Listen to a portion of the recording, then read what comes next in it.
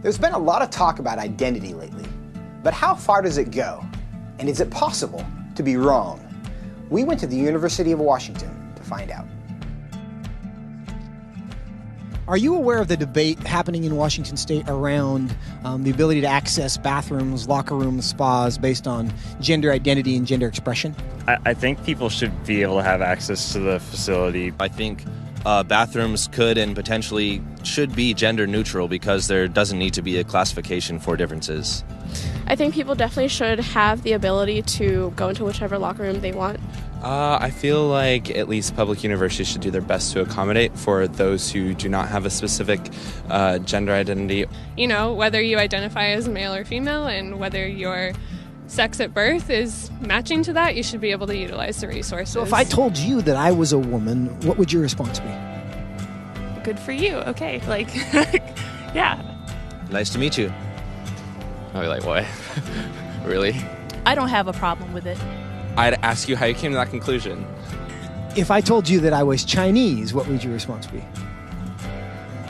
I mean, I might be a little surprised, but I would say, good for you. Like, yeah, be who you are.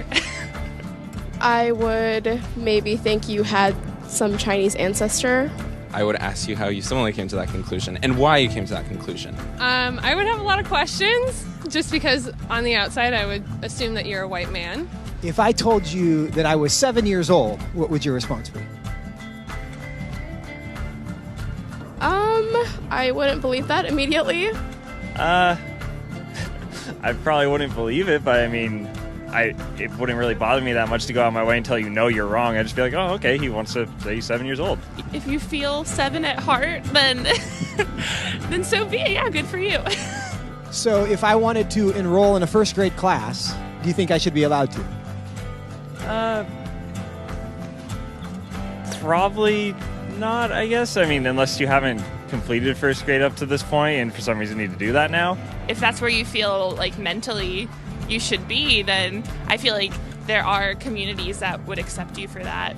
I would say so long as you're not hindering society and you're not causing harm to other people, I feel like that should be an okay thing. If I told you I'm 6 feet 5 inches, what would you say? That I would question. Why? Because you're not. No, I don't think you're 6'5". If you truly believed you're 6'5", I don't think it's harmful. I think it's fine if you believe that. It doesn't matter to me if you think you're taller than you are. So you'd be willing to tell me I'm wrong?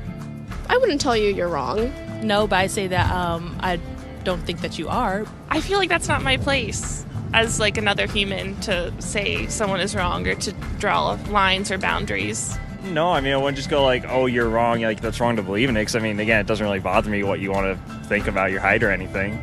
So I can be a Chinese woman. You sure. But I can't be a 6'5" Chinese woman. Yes.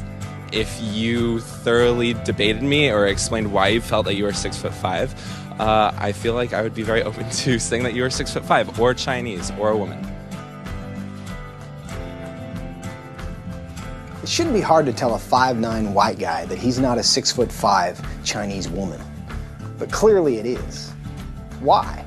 What does that say about our culture?